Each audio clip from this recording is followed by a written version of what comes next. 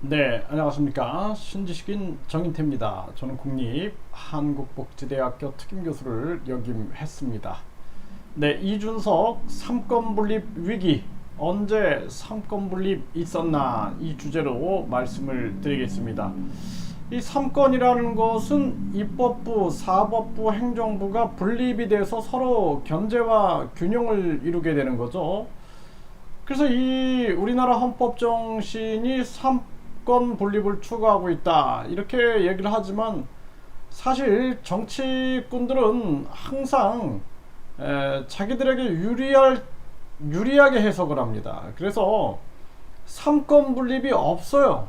네, 삼권 분립이 없습니다. 지금 예를 들어서 장관이 국회의원이 장관을 겸임하고 있는 거죠. 지금 일단은 이준석은 행정부가 입법부 통제하려 한다, 이렇게 얘기를 하고 있어요. 네, 행정부가 입법부를 통제하려고 한다, 민주주의 비상 상황이다, 그러면서 삼권 분립의 위기다, 이런 얘기를 하고 있습니다. 네, 삼권 분립. 그런데 사실상 우리나라 같은 경우에는 지금 삼권 분립이 전혀 이루어지지 않습니다. 장관 겸직을 하고 있죠. 지금 이 추경호 의원도 국회의원이에요. 국회의원 겸 장관입니다. 그러니까 윤석열 정부가, 윤석열이 항상 하는 얘기가 헌법 정신 얘기하거든요. 그런데 똑같은 거예요. 그래서 윤석열 대통령이 말만 헌법 정신, 말만 삼권 분립, 이런 얘기 하다가는 국민들한테 지탄을 받게 돼 있습니다. 그래서 저는 국민 편이에요. 뭐 윤석열 대통령 비판하면 좌파다, 공산당이다, 뭐 이렇게 얘기하는 사람들이 있는데, 저는 자유민주주의자고, 그리고 북한 공산당과 중국 공산당에 강력하게 맞서야 되고, 그리고 부패한 기득권에 맞서야 된다, 저는 이런 입장에 서 있는 국민 주권파입니다.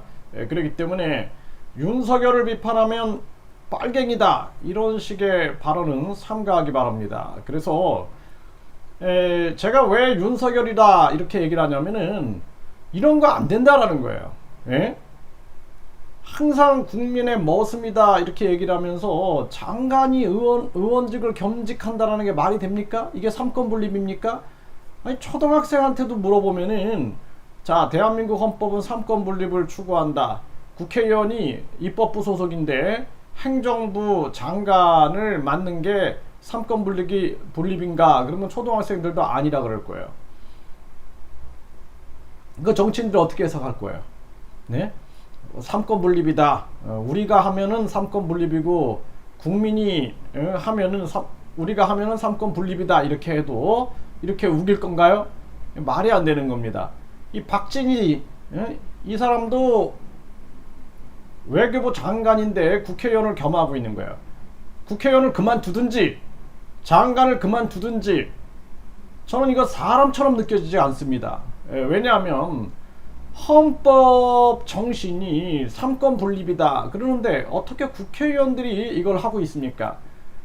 이게 지금 제정신이 아닌 거예요. 그래서 우리 국민들이 목소리를 내야 된다라는 겁니다. 그리고 이 권영세라는 자, 이 자도 국회의원 겸 통일부 장관을 맡고 있는 겁니다.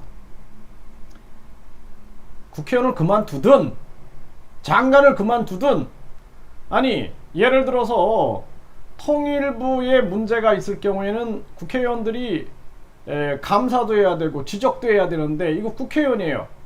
자기가 스스로 자아 비판하겠습니까?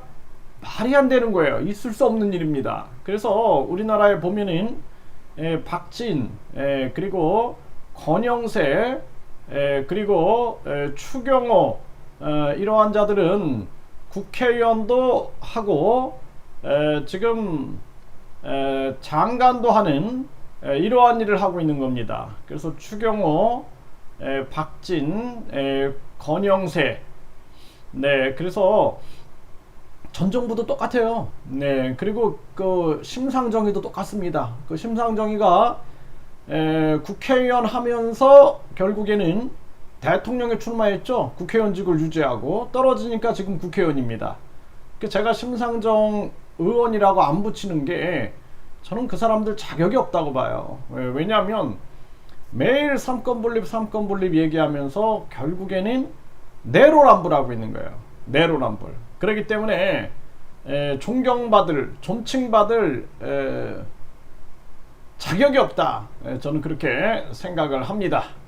그래서 이준석이 삼권 분립 위기를 얘기한다면은 이때 얘기를 했어야 되는 거예요. 윤 대통령이 이렇게 임명할 때 이건 삼권 분립 위반이다 라고 얘기를 해야 되는데 그때는 안 하고 지금 이제 관계가 틀어지니까 지금 얘기하는 것은 비겁한 행위다. 저는 그렇게 생각을 합니다.